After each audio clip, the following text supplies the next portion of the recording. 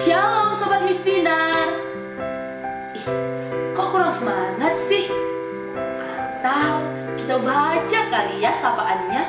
Tapi sapaannya aku yang buatin, oke? Sapaannya itu, kalau aku bilang Miss Dina, kalian tuh harus jawabnya oi gitu, oke?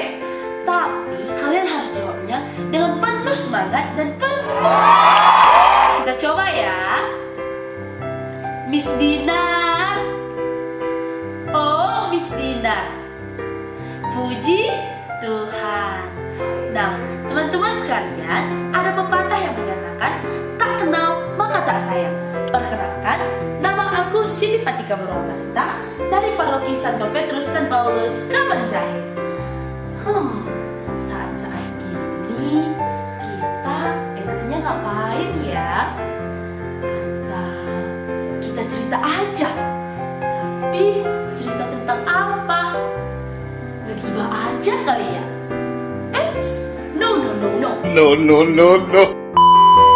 Kita nggak boleh ngegibah teman-teman, karena kalau kita ngegibah, kita akan terjerumus ke dalam dosa. Daripada kita ngegibah, lebih baik kita mendengarkan firman Tuhan.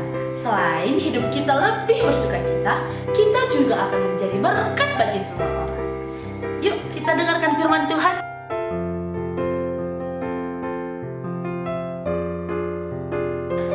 Teman-teman sekalian, firman Tuhan yang akan kita dengarkan pada hari ini tertulis dari Lukas 24 ayat 13 sampai 35 yang berjudul Yesus menampakkan dirinya di jalan menuju Emmaus. Pada hari itu juga, dua orang dari murid-murid Yesus yang bernama Kleopas dan temannya pergi ke sebuah kampung yang bernama Emmaus yang letaknya kira-kira 7 mil dari Yerusalem. Nah, di dalam perjalanan agar tidak terlalu bosan, Emmaus dan temannya bercakap-cakap mengenai segala sesuatu yang terjadi di Yerusalem. Karena keasikan bercakap-cakap, mereka tidak sadar ada seseorang yang mendekati mereka. Siapa sih kira-kira orang itu? Kalian tahu nggak orang itu siapa? Siapa? Yaps, betul sekali. Orang itu adalah Yesus, teman-teman. Tapi Kleopas dan temannya tidak menyadari hal itu karena seperti ada sesuatu yang mengganjal mata mereka, yang menyebabkan mereka tidak mengenal Tuhan Yesus. Saat itu Yesus mendekati mereka sambil bertanya, "Apakah yang kamu perbincangkan saat kamu berjalan?" Kleopas lantas terhenti dengan muka yang muram, serta menjawab, "Apakah engkau satu-satunya orang di Yerusalem yang tidak tahu apa yang terjadi pada hari belakangan ini?" Yesus menjawab lagi, teman-teman, "Apakah itu?" Kleopas menjawab lagi, "Tentang Yesus dari Nazaret. Dia adalah seorang nabi yang berkuasa atas segala pekerjaan dan perkataannya di hadapan Allah dan di hadapan bangsa kami. Tetapi para imam-imam kepala dan para pemimpin-pemimpin kami menangkap dia lalu menyalibkan dia. Padahal kami berharap bahwa dialah yang akan membebaskan bangsa Israel."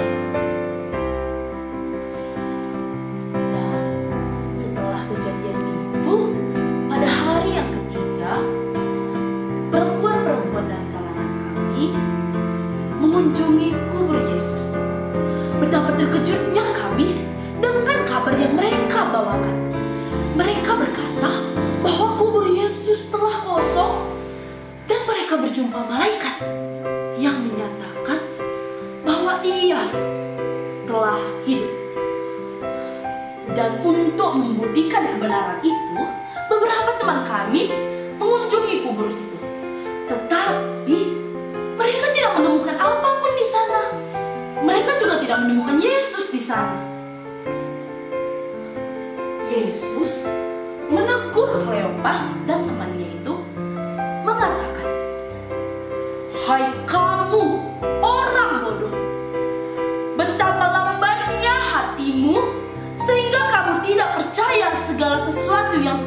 dinyatakan para nabi. Bukankah Mesias harus menanggung segala sesuatu agar masuk ke dalam kemuliaannya? Setelah menyatakan hal itu, Yesus, Kleopas, dan temannya pun melanjutkan jalan menuju ke Emmaus. Di tengah perjalanan, Yesus menjelaskan kepada mereka tentang dirinya yang sudah tertulis di kitab suci, mulai dari kitab Musa sampai kitab para nabi. Dan ketika sudah sampai di Emmaus, Yesus seolah-olah ingin melanjutkan perjalanannya lagi.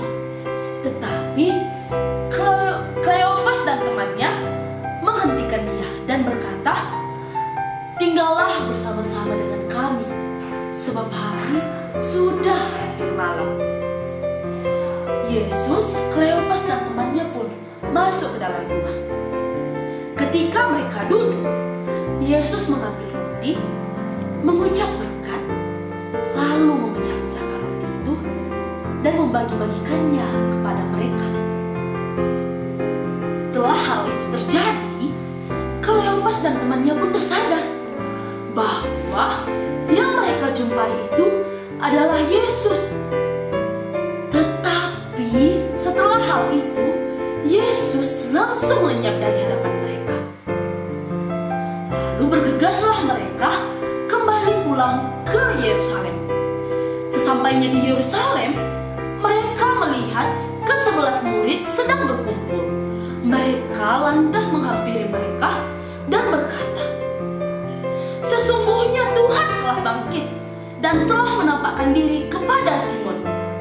Kleopas dan temannya juga menceritakan segala sesuatu yang telah terjadi kepada ke-11 murid. Jadi teman-teman, sekian firman Tuhan yang kita baca pada hari ini. Semoga berkat Tuhan selalu menyertai kita dan kita senantiasa menjadi berkat bagi semua orang. Sebelum penutupan, aku punya satu pantun nih. Dengerin ya. Hidup kesepian tanpa kekasih. Cukup sekian dan terima kasih.